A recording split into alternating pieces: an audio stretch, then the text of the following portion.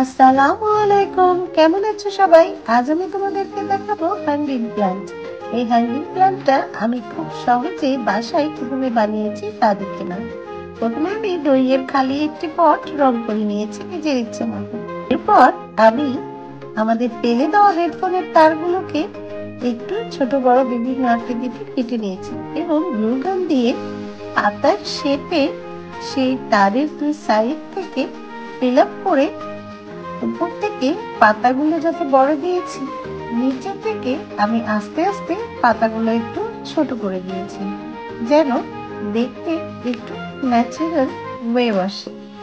যদিও এটা শুধু গ্লুগান দিয়েও করা যায়, তারপরও আমি একটি তার ব্যবহার করেছি যেন আমার লতাগুলো একটু টেকসই হয়, সহজে ছিঁড়ে না যায়। তার আগে আমি কাগজের উপরে একটু তেল লাগিয়ে নিয়েছিলাম যেন আমি এটা সহজে তুলতে পারি। এরপরে যে গ্লু গানের আঠাগুলো যেগুলোতে সমান হয়ে লাগেনি, অনেক জায়গায় কম বেশি হয়ে আছে, একটু বাড়তি থাকে, সেগুলো শেপগুলো কেচি দিয়ে কেটে পাতার আকৃতিটা আমি ফিনিশিং করে নিয়েছি যেন দেখতে কোনো বাড়তি আকৃতি দেখা না যায় এবং পাতার আকৃতিগুলো সুন্দর লাগে। এরপরে আমি এটাকে রং করে নিব। রঙের জন্য আমি অ্যাক্রিলিক পেইন্ট ব্যবহার করেছি। অ্যাক্রিলিক পেইন্ট সাদাটা দিয়ে আমি প্রথমে সবগুলোকে সুন্দর করে সাদা কালার করে নিয়েছি। লতাগুলোকে সাদা কালার করা যখন হয়ে গেছে, আমি একটু শুকিয়ে নিয়েছি। এরপরে আমি এর উপরে গ্রিন কালার করেছি। এটাও আমি অ্যাক্রিলিক দিয়ে করেছি। সবুজ রং, হালকা সবুজ, গাঢ় সবুজ, আমি দুই রকমের রং করে নিয়েছি পাতাগুলোতে। কতগুলো করেছি আমি হালকা একটু লাইট কালারের গ্রিন, আর কতগুলো করেছি ডার্ক কালার গ্রিন।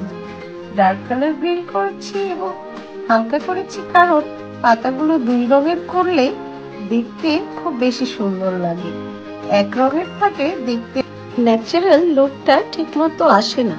আমি যে পটটা রং করে নিয়েছিলাম, সেই পটটার আকৃতিতে শোলা কেটে নিয়েছি।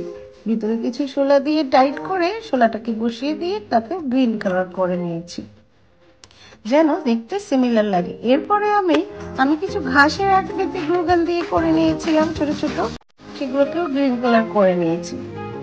এরপরে গ্লুগান দিয়ে আমি সবগুলো লতাকে আটকে নিয়েছি। এই টপটা শোলাটার সাথে মাঝখানে সবগুলোকে আটকে নিয়েছি সুন্দর করে।